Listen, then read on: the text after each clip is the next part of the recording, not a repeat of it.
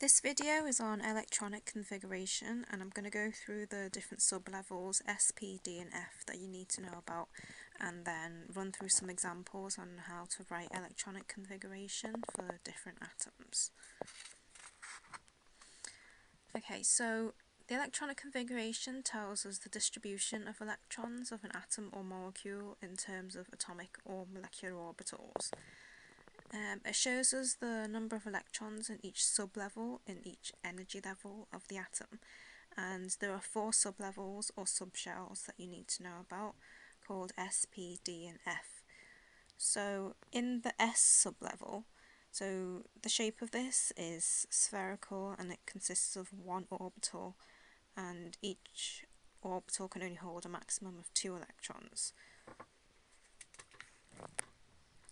In the P sublevel, that consists of 3 orbitals, and so that can hold a maximum of 6 electrons, and the shape of each one is like an elongated figure of 8.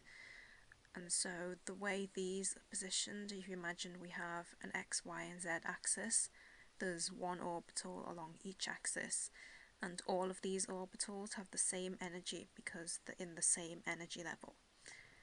Okay, when it comes to filling up the P sublevel, if we just use these box diagrams to illustrate it, if we have 1 electron, we fill up, let's say, the px orbital first, just for reasons of simplicity.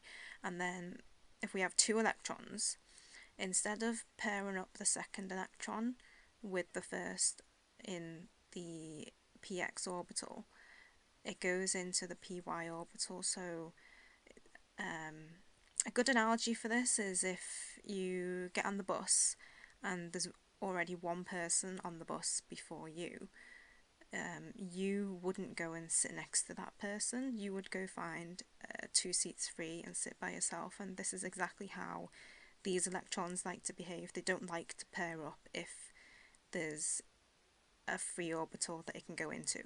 So likewise, when we have 3 electrons, we get 1 electron in the px, py and pz orbitals, and then when it comes to having 4 electrons, it's only then when they've got no choice that they have to start pairing up.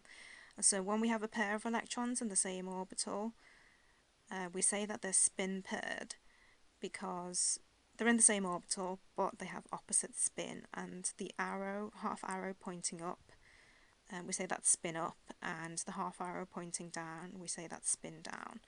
And then likewise with 5 electrons and 6 electrons, they get paired up until all the orbitals are full.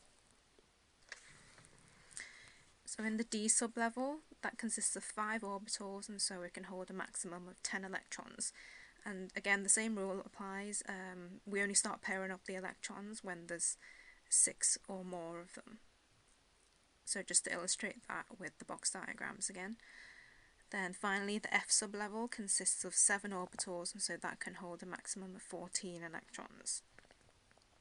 So here I've got a table that summarises what sublevels we have in each energy level and the total maximum number of electrons that each energy level can hold within those sublevels. So the order of increase in energy of sublevels in atoms is as follows. So we have 1s, 2s, 2p, 3s, 3p, and then 4s followed by 3d and 4p. So it's important to remember that the energy of the 4s sublevel is lower than the energy of the 3d sublevel. And then in ions, this is the reverse is true, so the 3d sublevel is of lower energy than the 4s sublevel.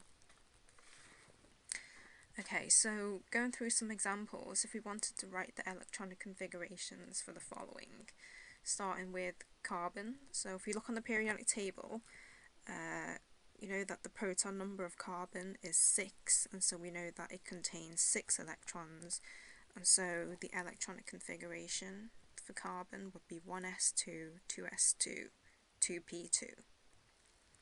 Then for aluminium, so the proton number is 13, and so it contains 13 electrons. So the electronic configuration is 1s2, 2s2, 2p6, 3s2, 3p1. And finally for scandium, the proton number is 21, and so it's got 21 electrons. So the electronic configuration is 1s2, 2s2, 2p6, 3s2, 3p6, and then 3d1, 4s2. So notice that the 3d sublevel is of higher energy than the 4s, and so we fill the 4s sublevel first.